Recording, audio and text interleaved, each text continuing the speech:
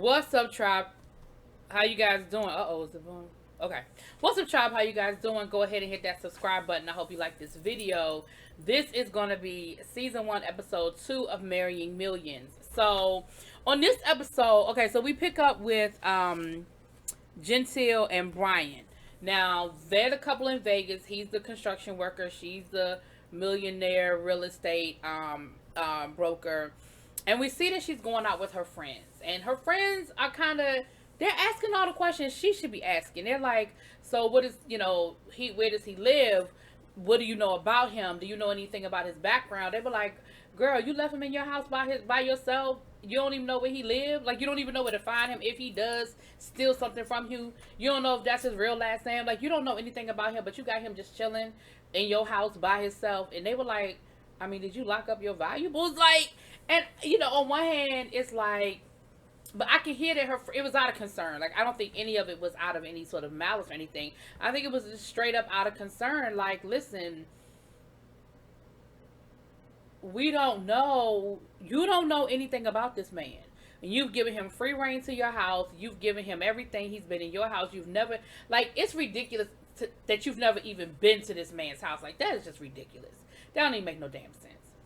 So she comes home that night and she's like, you know what, my friends did sort of get in my head a little bit. And so she starts asking him all the right questions, talking to him about, the fact that, where do you live? Like, it's, I need to, we need to know these things. I need to know where you lived. I need this information about you. And he was like, I'm just embarrassed to say it. I'm embarrassed to say it. And so he tells us in the confessional what it is. He lived with his parents. And so he's embarrassed to tell her that he lives with his parents. And so he finally agrees to let her come and see him. And his parents, they have a cute house. He said, we're from Minnesota. A few years ago, my parents decided to move to Vegas. I missed them, and so I came out here to be with them, and I wanted to save some money. Now, I don't believe that. I believe that he lived with his parents in Minnesota, and when they moved, he moved with them. Truth be told, his parents probably would be glad for his ass to move out. They probably happy that he's spending all his time down to the girlfriend house, okay? So he invites her over to the house, and of course she pulls up because she's expecting like some rat trap in the middle of like Skid Row or something, the way he's been acting. And she gets there, she was like, this is a really cute house. This is a cute neighborhood. Because, she's in real estate. So she was peeping the neighborhood as she was pulling up. She was like, this is really cute. Gets in the house and she's looking around the house. And I know her spidey senses were going off. Like, this is, like, she didn't say it, but I know that she was thinking, this is not the house of a 40-year-old bachelor. Like, it just didn't look like it. You know what I mean? There were old baby pictures of him. There were family photos. Like, don't no 40-year-old bachelor had that going on in their house. You know what I'm saying? So he finally admitted to her, I live with my parents. Now, she want to pretend like she not upset about the fact that he lived with his parents. She's upset about the fact that he lied to her. No, girl, you mad that he lived with his parents. Because it wasn't that deep. Like, you've got to understand why he would be embarrassed. You've got to understand why there's an issue with him living with... Like, you've got to understand why he didn't want to tell you. He was embarrassed. He lived with he's in his 40s. He's a construction worker, and he lived with his parents. Like, that is not something you go around bragging to people about. And I'm not looking down at him about it. I'm not judging him about it. But you've got to understand that that's where that's coming from. So... later on in the episode, and she told him, she was like, I mean, it's just a little bit disconcerting that you would lie to me. Girl, again, you're not mad about the lie. You mad about the facts. So then she was just like, so she's talking to her friend later on in the episode, and of course her friend is judging him and was like, he lived with his parents. Girl. And so now she's sort of like second guessing stuff because, again, and my thing is, I don't know. If it were me, if it were me, I probably would have a side eye moment about it. But at the end of the day, you knew he didn't have no money. Like, you didn't have a problem with the fact that he was broke. You didn't have a problem with the fact that you thought maybe he lived in like on the wrong side of town in a, Roach Motel type situation. You was cool with that. But now you upset. Girl. Girl, bye. Anyway, so then we have Jen and Colton. So listen. Jen takes Colton and her daughter out for dinner. They go to this expensive steakhouse. It was like a $200 steak, and he was like, I'll just get the chicken because I can't afford this steak. And she was like, I want him to feel like, he can order whatever he wants when he's with me. I know he's not used to that. Girl, he is 18 years old. Of course he's not used to going to a restaurant where he can order a $200 steak, okay? I shouldn't say it like that because if you came from a rich family, you would be used to it. So I shouldn't say it like that. But girl. And so what she wants is for them to all talk about it and everything be cool. And her daughter is just not here for it. And her daughter is uncomfortable about it. And her daughter is really nice about letting her. She's being very nice about it, but she's letting her mama know, like, I'm not here for this. I'm not cool with it. And Colton was like, well, I don't want things to be weird and I don't want to come in between you and your mama. Too late. First of all, our friendship is over. Like, regardless of whatever happens to your mother, our friendship is over. And she was like, and that's what she was saying. She was like, I don't even feel comfortable talking to him anymore. Like, he's one of my best friends, but I can't talk to him about you because I'm worried about whether he's going to come back and tell you what I said. And he was like, I wouldn't do that. That's not the point. First of all, it doesn't matter. It's not the point. So then later on in the episode, she goes to the daughter and she was like, I just don't want things to be weird between us. I never want anything to come in between us. Listen, there is no way in the world that a reasonable person would think that it was okay to sleep with one of their daughter's best friends and think it was okay. And she goes through this whole thing where she's crying and stuff. Oh, I just don't want things to be awkward, and I would never do anything. It was hard enough getting through the divorce. I would never do anything to put you in a compromising position and this, and this. Yes, you would. And those tears and that performance wasn't because you feel bad about the situation. That was, you wanted to guilt your daughter into saying, oh, Mom, it's okay. Don't worry, Mom, it's okay. That's what that was. You were guilting her into letting you off the hook. You too old, and you consciously made a decision that you can't possibly think that this is a good idea or that it's going to end well. It's just not, there's no way. Anyway, child. So, girl, Bill and Bree, listen, and I think I was calling her something else in the first episode, but her name Bree, child. So Bill realizes how uncomfortable Bree was with how things went down with his friends, and so he decides that it would be a good idea to go and speak with his ex-wife, who he was married to for 15 years. They were married when he was broke.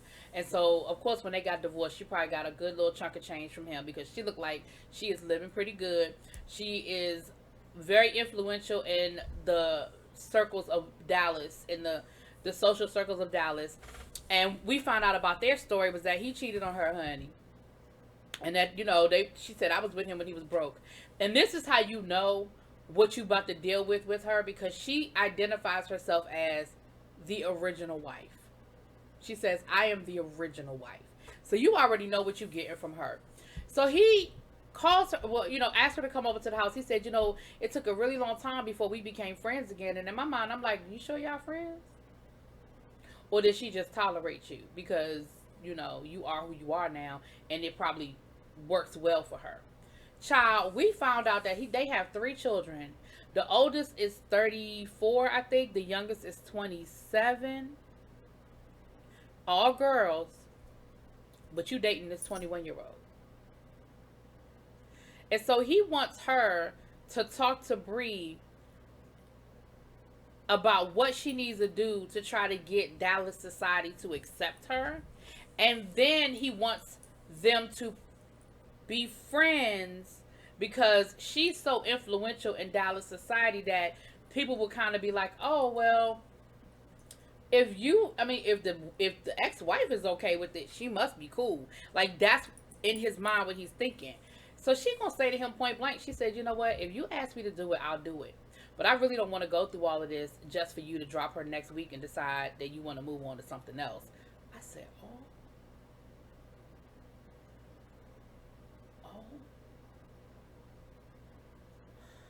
baby.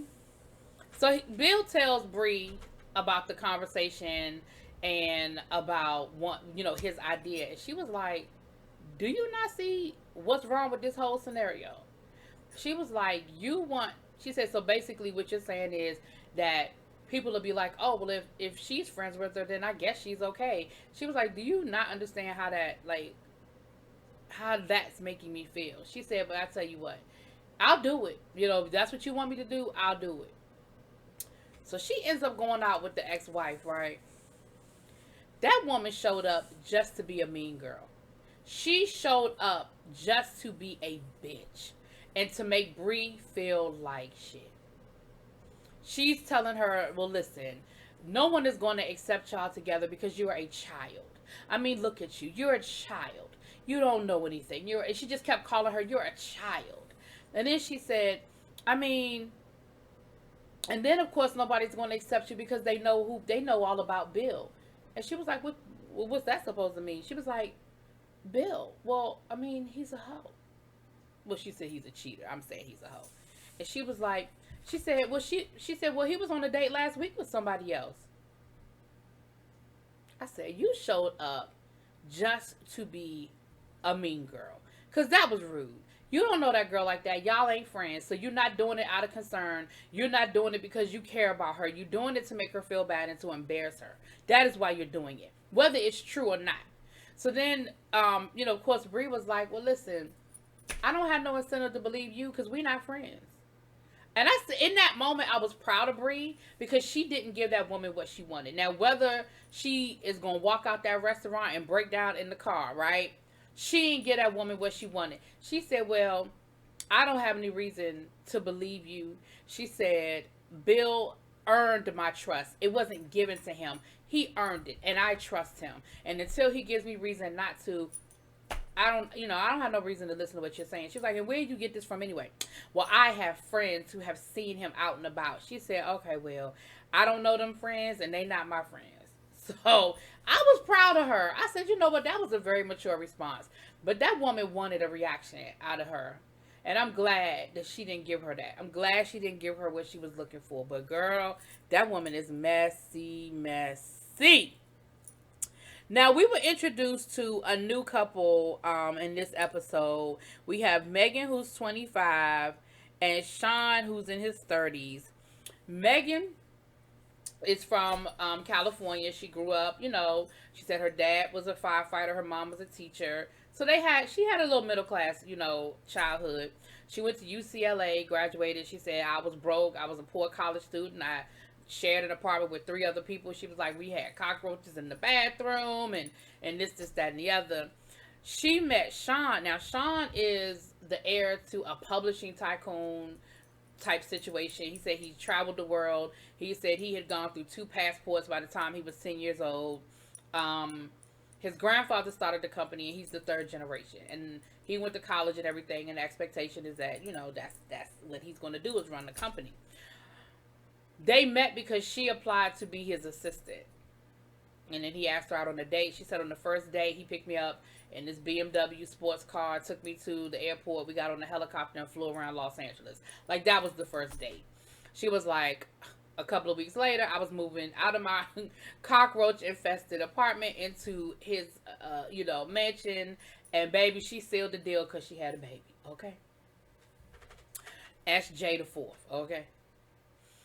Now, they got engaged a year ago, but she said every time I bring up us planning the wedding, Sean comes up with a whole lot of excuses as to why we should wait. And Sean, for real, really ain't trying to marry her. I think he was probably pressured into even asking her to marry him. And he was like, well, I want another child. Like, don't you think SJ needs a sibling before it's too much of an age gap? And she was like, yeah, but before we have another baby, we're going to get married. Like, we're not doing that. He said, but it's like we're already married. No, y'all not. Mm-mm. And it ain't like nothing. It ain't like y'all almost married. Y'all are not almost married. No, ma'am. No. And we found out that the daddy really ain't feeling it. The family kind of feels like she's a gold digger. And they're really not feeling the relationship. And that's probably part of his hesitation as well. Um, and so he tells her, okay, well, let's just go ahead and do it then. Fine, let's do it. So they meet with the wedding planner. Um, she planned Beyonce and Jay-Z's wedding, you know? I was like, wow, like the wedding planner to the stars, clearly. And he told her there's no budget. Girl, they was talking about renting out Central Park for the day because they wanted animals and shit. Who wants? He said he wanted white lions or white tigers. I'm sorry, not lions. White tigers at the wedding. Who the hell want white tigers at their wedding? What? Child. But then the wedding planner started asking them questions that I really didn't think were her business. Like, I mean, I know wedding planners. I have friends who are wedding planners, but she started asking them about the relationship with the parents and have the parents met, and well, don't you think that y'all need to take care of that? Don't you think y'all need to go ahead and I was like, is that your business? I just told you we're planning a wedding with no budget. You really trying to create an issue? So that clearly I feel like was something that production made her do, because who does that? Like, if I'm a wedding planner and you just told me we getting married and there's no budget, girl, I could care less if the parents get along. That is not my concern. Higher security and let's keep it moving. Okay. But yeah, daddy ain't feeling it, and so he's not looking forward to having to go down, I think down in Miami, to have the conversation. But that was pretty much it, you guys. Y'all let me know what y'all thinking. Like I said, you can find the show on Lifetime, and season 1 is old, but because they're already on season 2, but you can find these on demand, so y'all want to go back and look at it. Anyway, let me know what y'all think. Drop it in the comments. Peace.